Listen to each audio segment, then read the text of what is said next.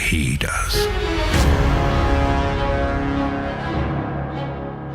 My name is Anders Heidenberg. I work as a creative director at River End Games, and we're currently working on our first game, Eriksholm, The Stolen Dream. Eriksholm is a game set in kind of a fantasy version of the early 1900s, and it has a kind of Scandinavian theme style to it. I would describe it as a stealth puzzle game with a very strong emphasis on story, where you play up to 3 playable characters that you switch between, and they have their own special abilities that you need to use together to kind of solve situations and puzzles in a kind of interlaced way where everyone's involved. You start the game playing as Hannah, who's the main character of the game, and she lives with her brother Herman in the Cutters Hill district of Eriksholm, which is the poorest part of Eriksholm. And it used to be a really proud neighborhood of sailmakers and shipbuilders, but since the advent of steam power,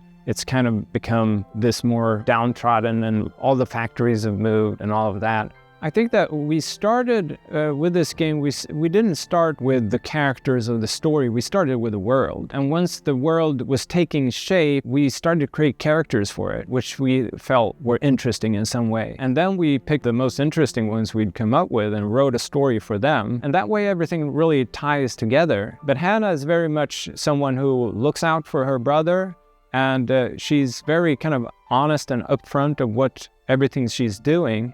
But that also gets her into a lot of trouble. Hannah, she is a feisty girl. She is a girl who knows what she wants, and she's not afraid to fight for it. She's not afraid to burn some bridges, which is really cool. She's a very strong protagonist, to say the least. She is definitely the moral compass of everything that's going on in the game. I really love when games can throw you into the thing, like you don't have to go through a lot of 10,000 years ago, this happened, you know. It's like you get this small cutscene, you understand where you are, and what's going down, you're in action, right?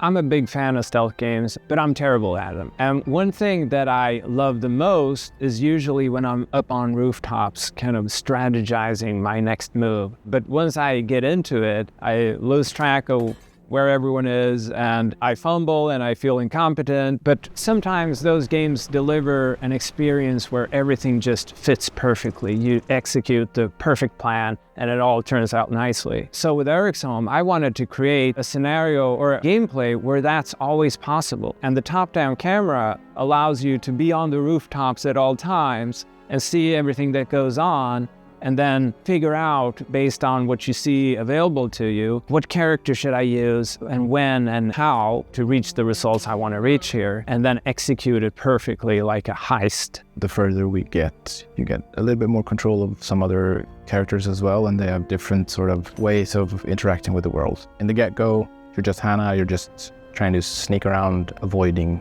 being seen, basically. In some parts, using your environment to distract or pull focus.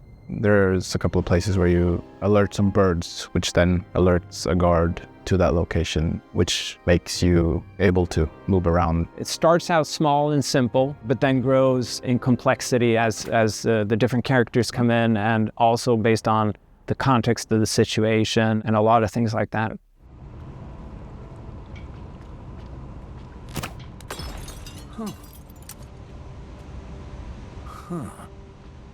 It's in this setting of a Scandinavian nature, which not only resonates with me, but with the rest of the world, because it's so unique. We've all seen this Victorian age games come in. We've seen Dishonored, and we've seen a lot of different games that's kind of done this before, but never in a Scandinavian setting. It's always nice to see something new that people can relate to. With writing, you usually say, write what you know. And for visual style, I think Paris and London and Vienna are beautiful cities, but we don't live in them. And having the inspirations and references right outside our door, it makes it a whole lot easier for us. And there's also the stories behind all of it that's so much more accessible if it's part of your language and your culture already. And there are so many stories from real life that have inspired the game and the visual aesthetic of it as well. I think that those small touches are so important in building something that just fits together in a way that's credible and believable. So I've worked a lot with like lighting and 3D rendering, cinematic lighting, stuff like that. So Anders showed me a rendering of one of the movies. It just floored me. I thought it was so beautiful. Then he said, okay, so Theo, what I want from you is I want you to make this look even better. What really sparked my interest in the game was that as a player, I've always been playing games with great cinematics. So this game really sparked my interest because I saw that there was a story and these small movie cut scenes in between that really felt genuine. The motion capture in our cinematics is amazing because we have great actors and we've had great technicians. We've had great animators who've been working on cleaning up that data. And then also the motion capture we have for the animation in the game is also really impressive. Like our in-game cutscenes are literally my colleague Lucas walking around in this room with his mocap suit, like reenacting a lot of the conversations, stitching it all together. You will not find like these repetitive, simple little loops of talk animations, you know?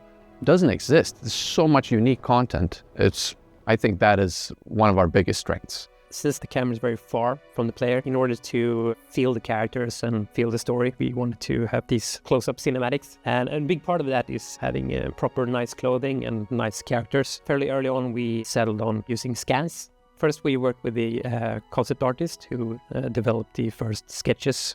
And then we talked with some costume designers and asked what the cost would be to create the clothing and sew the dresses from our concepts, but it was going to be way too expensive. And then we got an opportunity to work with a school that was looking for like a last year thesis to do. So we got an opportunity to work with them. We delivered concepts for the students and they had a couple of weeks to develop the clothing.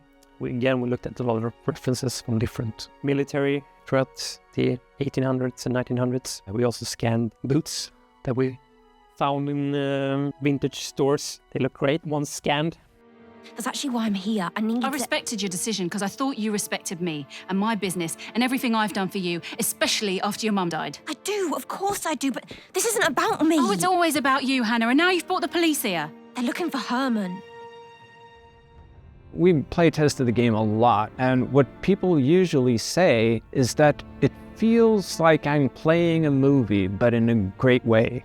River Games was based on the idea that if you have the right mix of people, then perhaps a really small team can still make something that's actually pretty cool.